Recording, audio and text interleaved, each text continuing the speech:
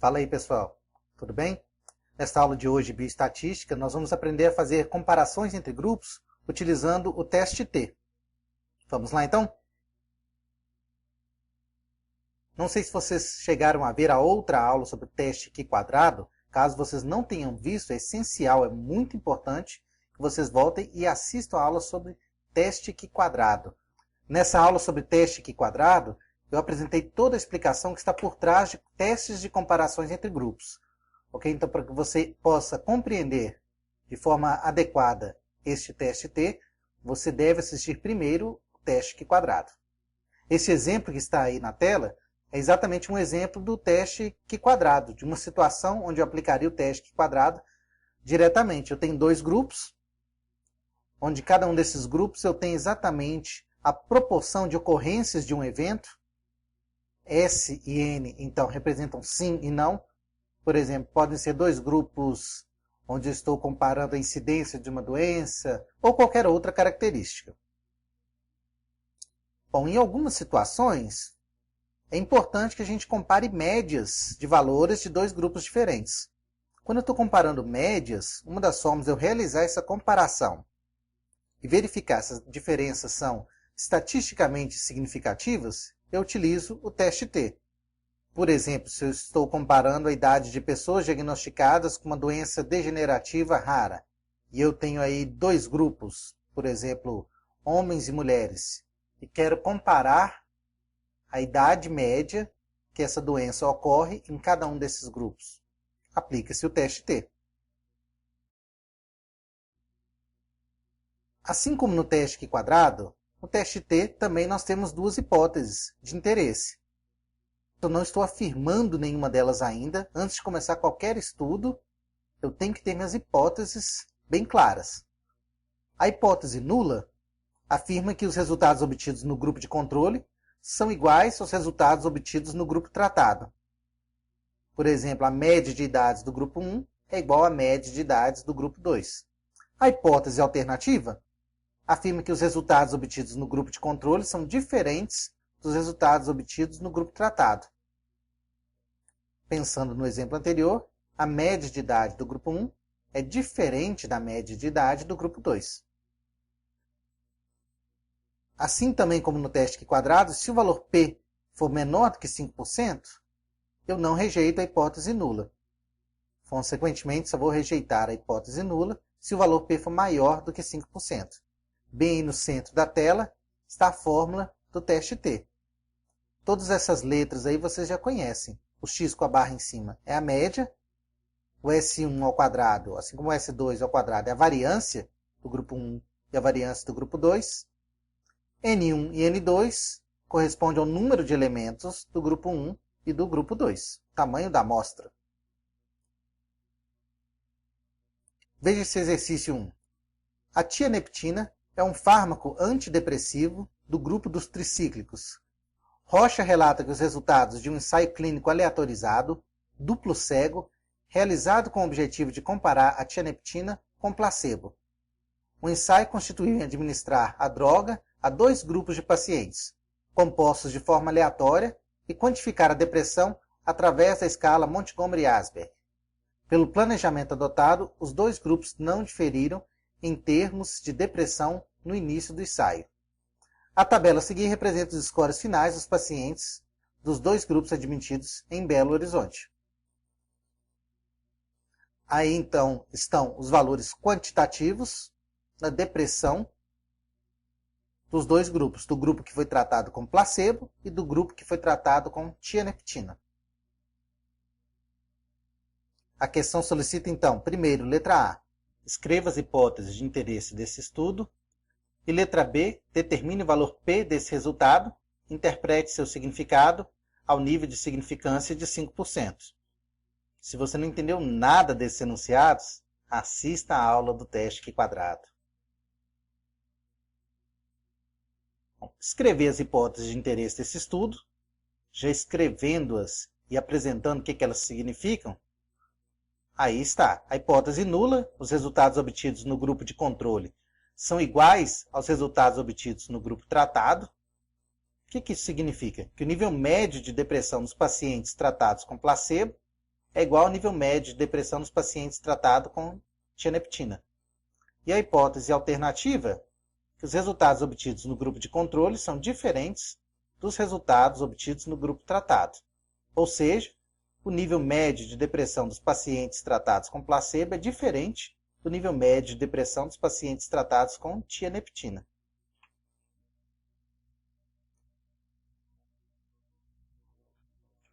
Para resolver então a letra B, que é determinar o valor P, interpretar o significado, eu preciso então utilizar a fórmula do teste T. Aí em cima, nesse retângulo azul, estão os valores que eu preciso.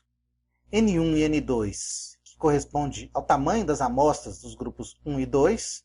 Como que eu obtive esse 15 e 16, se isso não estava no enunciado? O que foi preciso fazer foi contar o número de valores lá do grupo 1 e o número de valores do grupo 2, já que cada valor corresponde a uma pessoa. Então tem 15 pessoas no grupo 1, 16 pessoas no grupo 2. Valor médio da depressão do grupo 1 e o valor médio da depressão do grupo 2, aí estão 20,53 e 11,37.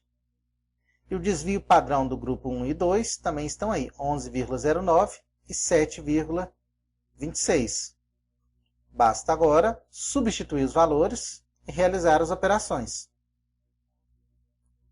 Aí está então a fórmula com os valores substituídos. X1, 20,53. 11,37 é o valor médio do grupo 2. N1 igual a 15. N2 igual a 16. S1 ao quadrado, que é igual ao desvio padrão ao quadrado, e S2 ao quadrado, que é o desvio padrão do grupo 2 ao quadrado. O desvio padrão ao quadrado é a variância.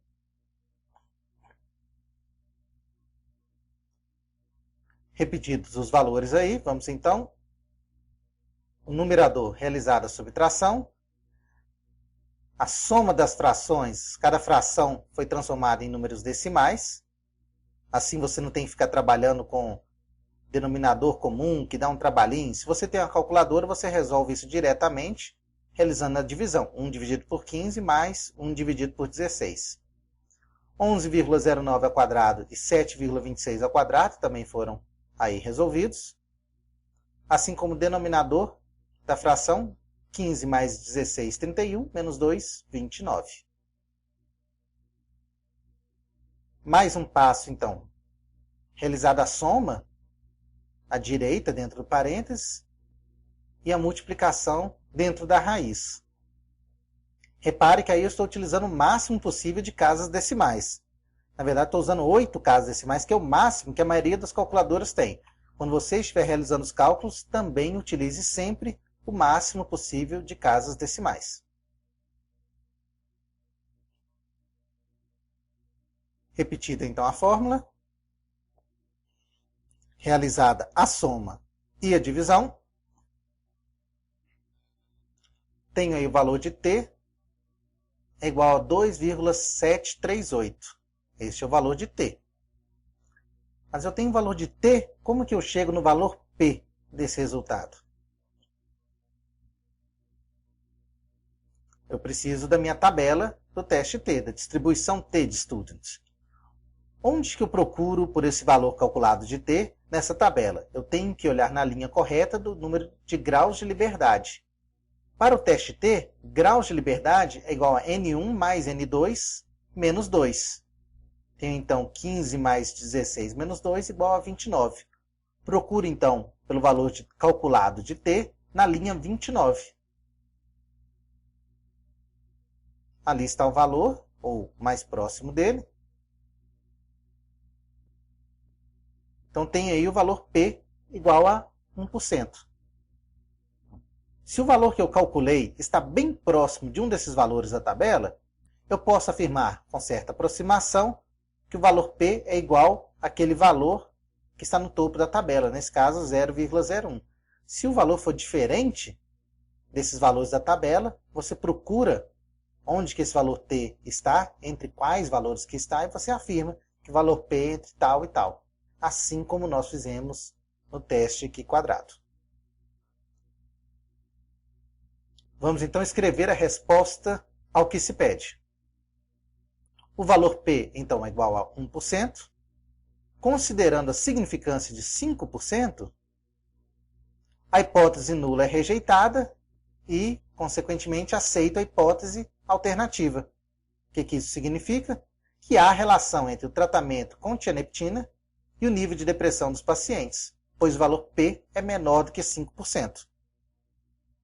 Estão lembrados o que é o valor P, pessoal? Assistam a aula do teste Q quadrado, porque lá tem uma explicação bem mais detalhada sobre isso.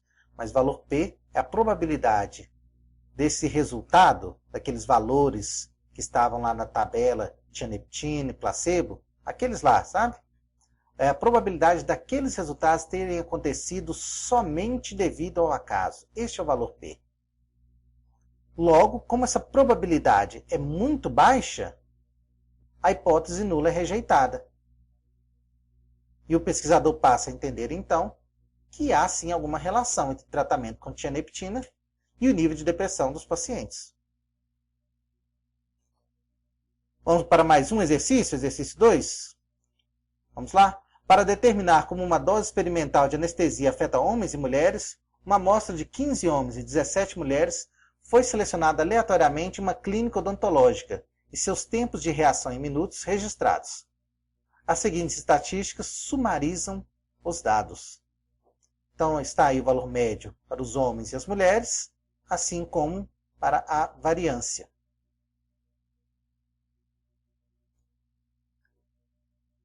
São solicitadas exatamente as mesmas coisas. Escrever as hipóteses de interesse desse estudo. E segundo, determinar o valor P desse resultado, interpretar o seu significado ao nível de significância de 5%.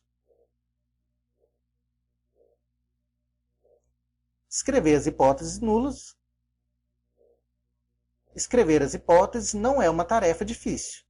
Você tem que apresentar sempre a hipótese nula e a hipótese alternativa.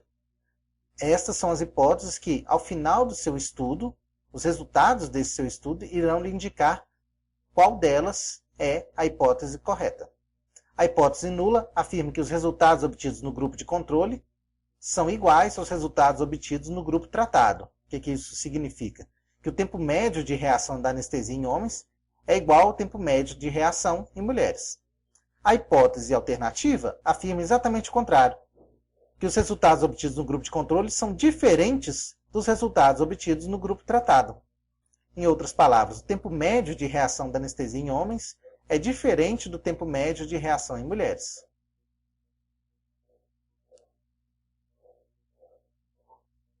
Letra B, determine o valor P desse resultado, interprete seu significado ao nível de significância de 5%.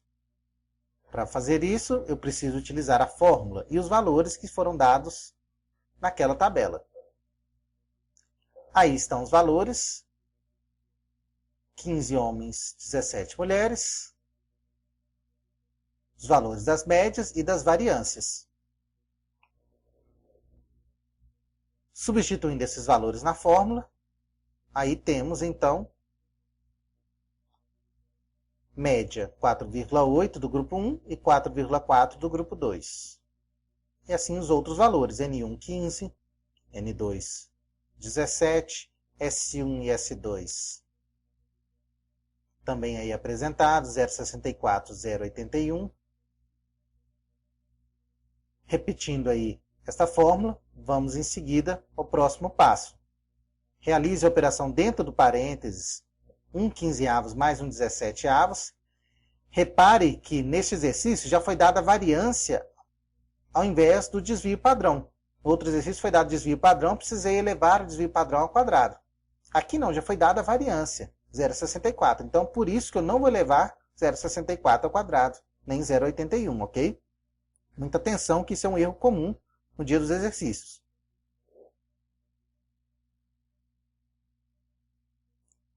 Aí, então, os valores, a soma das frações e já também o numerador dessa fração dentro da raiz.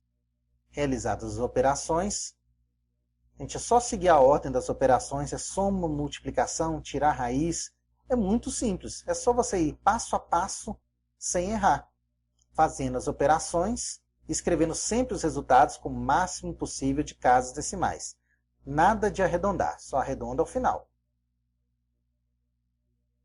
Não, aí, o que eu faço primeiro? Primeiro a soma, depois a divisão por 30, e só então multiplico pelo número decimal dentro do parênteses, fazendo a multiplicação e tirando a raiz, e ao final, apenas ao final, realizo essa divisão.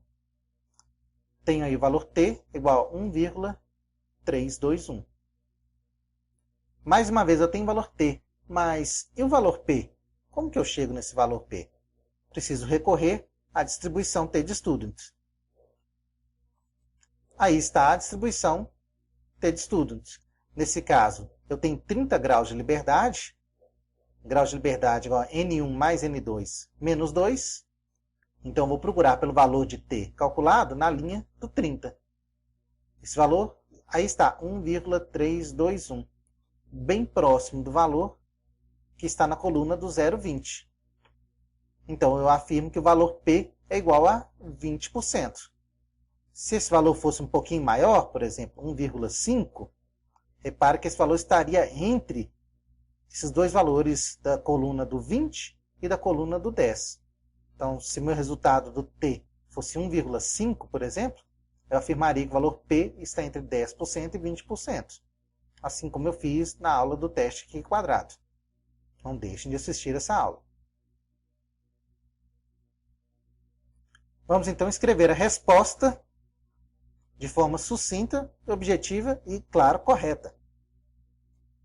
Primeiro, dar o que se pede. Determine o valor P, então escrevo o valor P, 20%.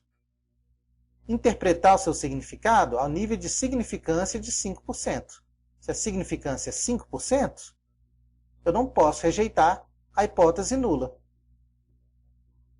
Logo, não posso afirmar que há alguma diferença entre os tempos de reação da anestesia em homens e mulheres. Por quê? Porque o valor P é maior do que 5%. Certo, pessoal? A lógica, então, é essa. É só você seguir passo a passo, saber resolver esses exercícios, que não tem segredo. No dia da atividade avaliativa ou do exercício que vocês têm que enviar ao final da semana, são exatamente esses passos que você tem que seguir. Se você sabe fazer, se você compreendeu como que isso foi feito, você não terá dificuldades, com certeza. Vou deixar, então, esse exercício extra para vocês. Repare que eu tenho aí 4 variáveis. Isso implica que você terá que realizar 4 cálculos do teste T diferentes. Deixo aí também as respostas para você depois que realizar os cálculos, você conferir se os seus cálculos estão corretos, se sua resposta está correta. Tudo bem? Sem segredo, então, essa aula de teste T, bem simples, compreenda o passo a passo, que eu tenho certeza, vocês não terão dificuldades. Ok, pessoal? Um abraço, até a próxima.